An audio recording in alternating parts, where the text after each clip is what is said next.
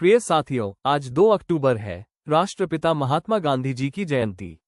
ये सिर्फ एक दिन नहीं, बल्कि सत्य, अहिंसा और एकता के उन मूल्यों को याद करने का दिन है जिन पर हमारा देश खड़ा है।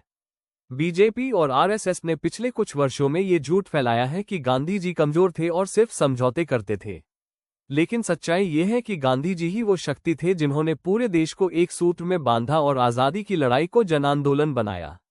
उंगली से दाहिनी ओर इशारा भगत सिंह ने जेल से अपने साथियों को पत्र लिखते हुए गांधी जी की अहिंसा और जनजागरण की ताकत को स्वीकार किया।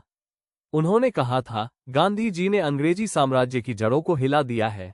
उंगली से दाहिनी ओर इशारा सुभाष चंद्र बोस और गांधी जी के बीच मतभेद थे, लेकिन बोस ने कभी भी गांधी जी का अपमान नहीं किया। 1944 में जब बोस ने आजाद हिंद रेडियो से देश को संबोधित किया तो उन्होंने गांधी जी को राष्ट्रपिता कहकर संबोधित किया।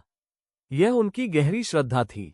उंगली से दाहिनी ओर इशारा सरदार पटेल, जिन्हें बीजेपी बार बार गांधी जी के खिलाफ दिखाने की कोशिश करती है, वास्तव में गांधी जी को ही अपना मार्गदर्शक मानते थे। 1948 में गांधी जी की हत्या के बाद पटेल ने लिखा था, गांधी बापू के बिना हम अनाथ हो गए हैं।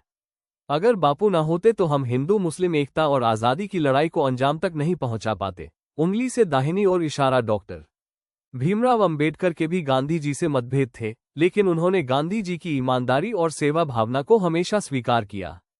संविधान सभा में अंबेडकर ने माना था, गांधी जी ने समाज को छुआछूत के खिलाफ खड़ा किया और दलितों को सम्मान दिलाने की कोशिश की। दोस्तों, आरएसएस और बीजेपी बार बार ये दिखाने की कोशिश करती है कि गांधी जी के खिलाफ सभी क्रांतिकारी थे, लेकिन सच ये है कि सभी ने गांधी जी को राष्ट्र की आत्मा माना था। आज गांधी जयंती के इस पावन अवसर पर हमें याद रखना चाहिए कि गांधी जी ने कहा था, नफरत से नफरत नहीं मिटती, प्रेम से ही मिटती है। अगर हम गांधी जी के रास्ते पर चलेंगे तो समाज में भाईचारा, एकता और सच्ची आज़ादी हमेशा बनी रहेगी। जय हिंद, जय भारत।